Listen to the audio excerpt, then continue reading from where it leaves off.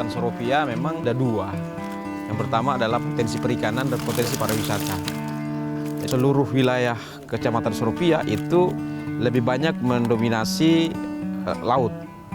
Sehingga potensi perikanan itu sangat besar karena juga mayoritas mata pencaharian masyarakat Kecamatan Soropia itu ke nelayan ke hasil perikanan. Yang selalu terkenal dan bisa dibawa ke Kota Kendari adalah ikan karang. Dan hasil tangkapan mereka itu masih segar dan sudah bisa langsung ke Kota Kendari secara lokalan. Yang kedua adalah jenis gurita yang nelayan-nelayan kita berfokus ke situ dan potensinya sangat cukup besar. Dan gurita itu dia ekspor. Teripang juga salah satunya. Dari 14 desa satu kelurahan Kecamatan Soropia itu memang berpotensi, semua desa potensi pariwisata.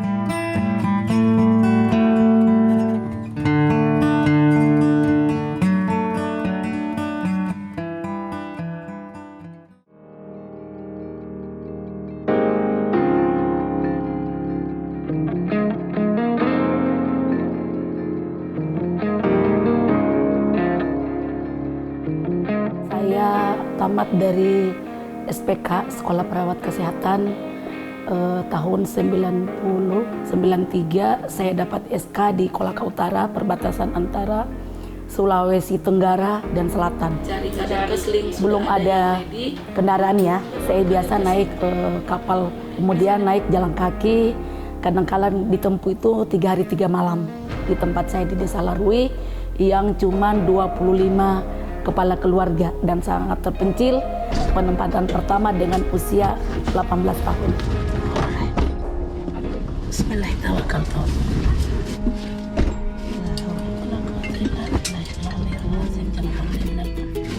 Halo, ada kamera.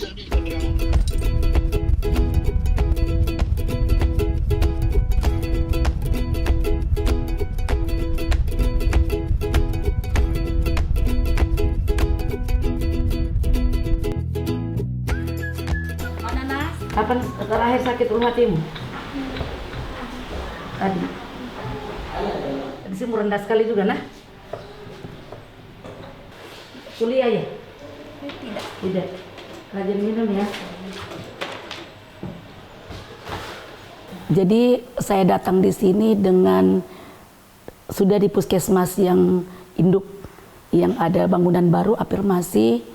Jadi sebenarnya puskesmas yang lama ada di kelurahan ibu kota Kecamatan Soropia, Kelurahan Poronipa. Itu saya datang sudah ditutup kurang lebih 3 tahun karena gedung berpindah di wilayah Desa Soropia. Saya tergerak dan memang saya tahu medannya bagaimana Soropia, jadi saya tidak rasa gentar untuk ditempatkan di Kecamatan Soropia.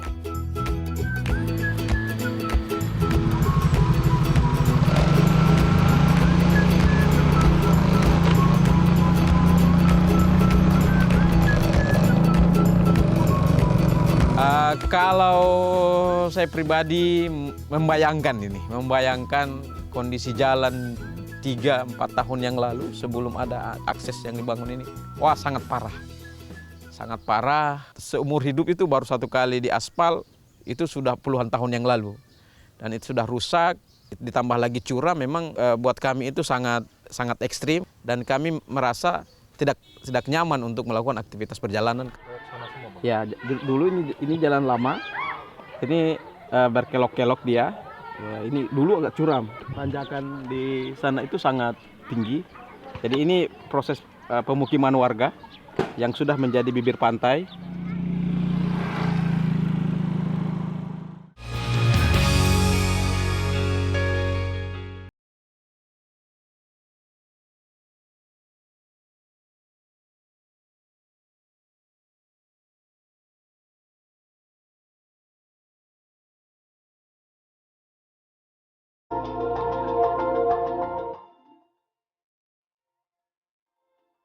Ini kalau masa pertama ya 1 jam.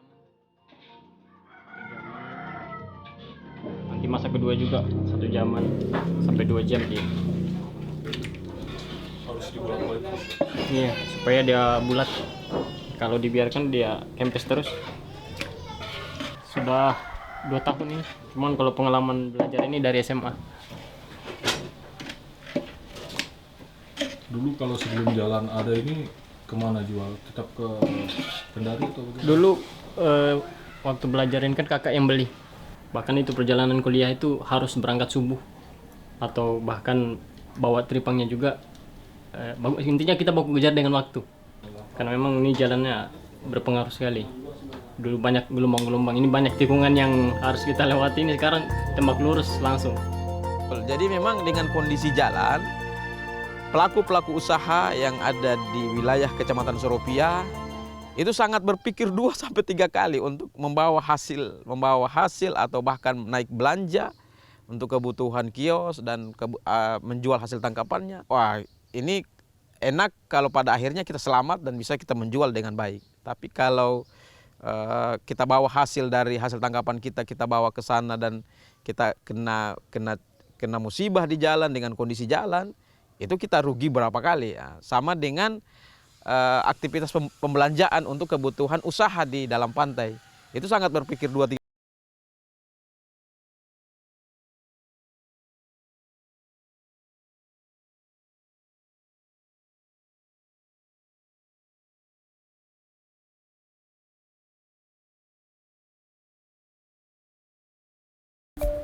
Bagaimana dengan kuliahmu? Jadi saya kuliah itu kadang kan hari Sabtu Minggu itu kan libur. Jadi Sabtu Minggu itu bisa keliling pagi.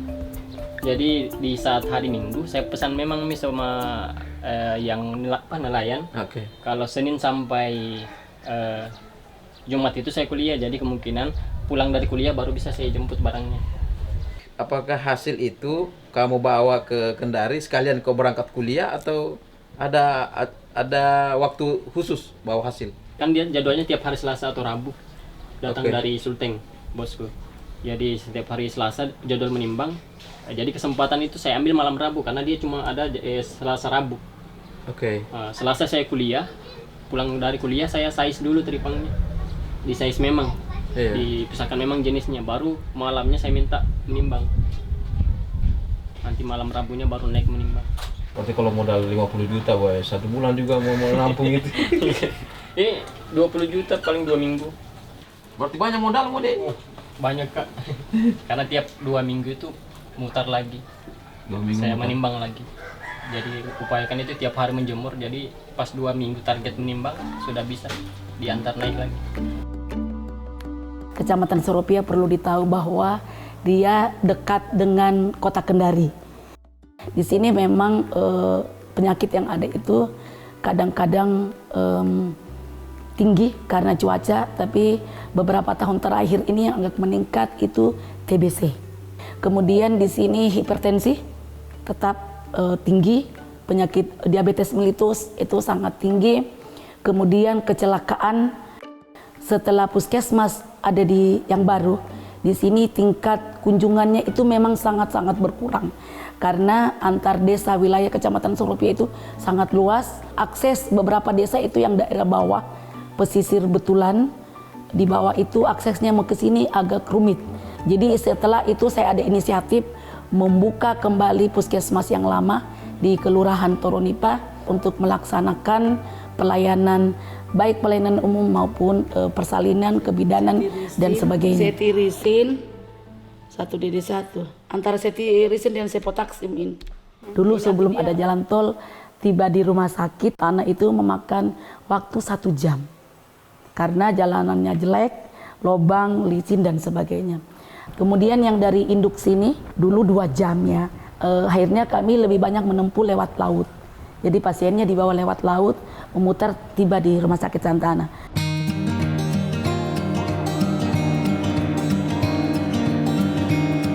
Dari 14 desa 1 kelurahan Kecamatan Soropia, itu memang berpotensi, semua desa potensi pariwisata. Kita runut dari desa pertama, di saat masuk dari kota Kendari masuk ke Kecamatan Soropia itu desa Surujaya, desa Tapulaga, dan desa masuk ke desa Bajo. Desa Tapulaga dan desa Surujaya ini berpotensi adalah wisata Karamba yang mengakses budaya Karamba yang itu menjadi wisata Karamba dan resort. masuk ke daerah Bajo itu memang potensi perikanan, dan satu daerah yang dulunya itu menjadi pemukiman masyarakat Bajo yaitu Pulau Bokori sekarang menjadi destinasi wisata yang ada di tengah laut, namanya wisata Pulau Bokori. Potensi itulah yang kami pandang bahwa di semua desa itu potensial untuk menjadi wisata. Masuk ke daerah Toronipa. Toronipa itu memang terkenal dengan pantainya karena memang pantai yang agak panjang kita kalau orang berwisata, sehingga kenyamanan berwisata itu sangat baik. Masuk ke desa sebelah, desa Telaga Biru. Di desa itu ada danau. Desa danau yang memungkinkan untuk potensi wisata perikanan itu, pantai itu dihadiahkan lagi dengan danau. Masuk ke daerah Atowatu, dia tuh desa Atowatu itu potensinya mangrove. Mangrove, masuk ke desa Sawapudo itu ada wisata bintang samudra yang snorkeling. Masuk ke desa Soropia itu wisata teluk, dan masuk ke desa paling ujung itu adalah desa Wawaraha yang itu memang daerah snorkeling yang terumbu karangnya masih cukup lumayan bagus. Yang terakhir adalah satu pulau, ada 2 desa, yaitu desa Saponda dan Saponda Laut, yang hari ini itu adalah pemukiman masyarakat Bajo yang terumbu karangnya masih terjaga untuk wisata diving.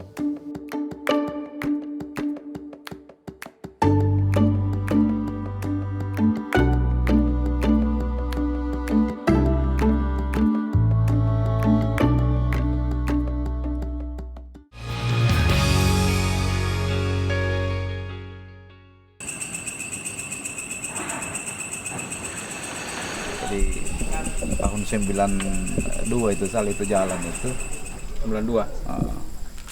Pokoknya pakai mobil orang ditarik pakai tali. Itu tahun 93 saya turun itu pakai motor.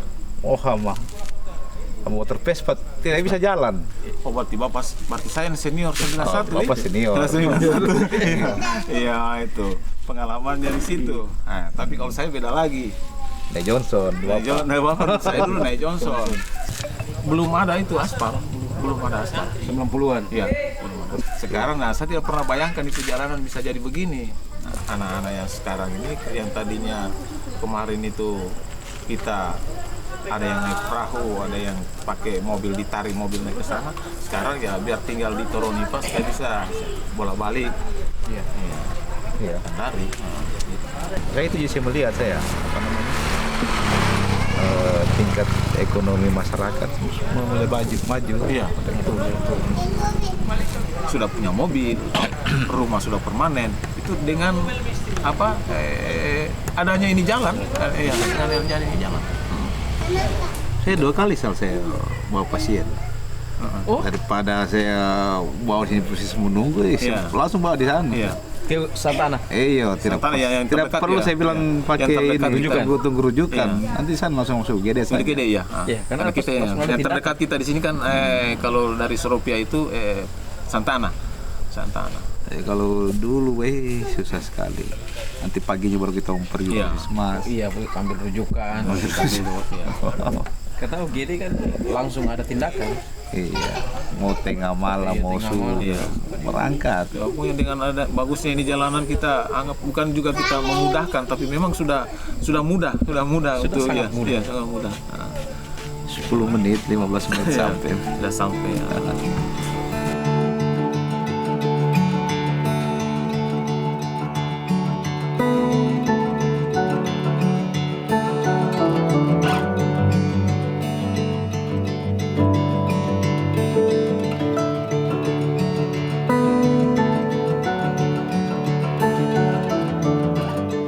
Banyak masyarakat kita yang lebih banyak menggantungkan hidupnya di laut. Nah, dengan adanya pariwisata ini itu menjadi penopang yang dulunya satu mata pencaharian sekarang menjadi 2. Karena kami melihat bahwa di potensi Pulau Bokori yang dulunya kapal-kapal nelayan itu belum bisa difungsikan hanya untuk satu fungsi untuk mencari hasil tangkapan perikanan, sekarang menjadi 2 fungsi untuk mengantar orang berwisata ke pulau itu.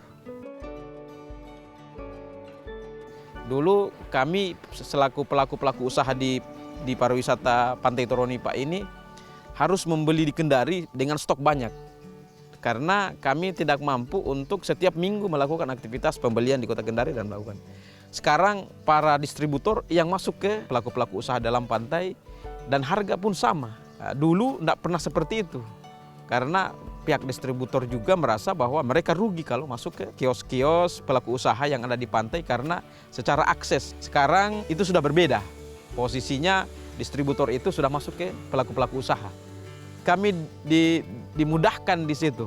Tidak ada biaya lagi untuk pembelanjaan. Mulai Kamis, mulai hari Kamis, Jumat, Sabtu, itu sudah banyak distributor-distributor yang masuk. Menawarkan barang-barangnya.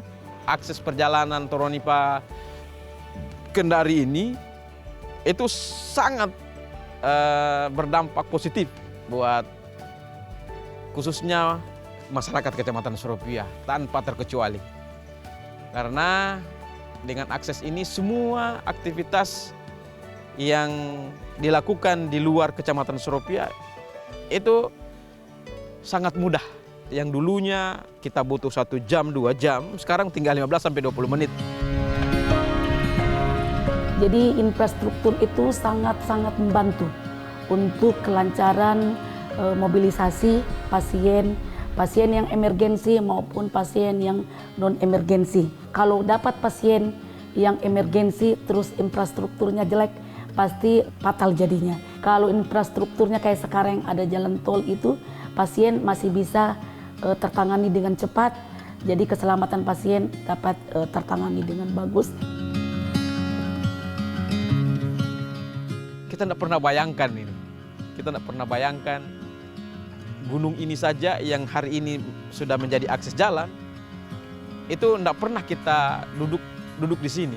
Secara akses kami sudah merasakan dengan baik. Karena kalau nilai kesempurnaan fisik, ya kami masyarakat ini melihatnya bahwa sudah seperti ini sudah cukup lumayan, cukup membantu dan cukup melakukan aktivitas kami itu sudah dengan hal yang terbaik.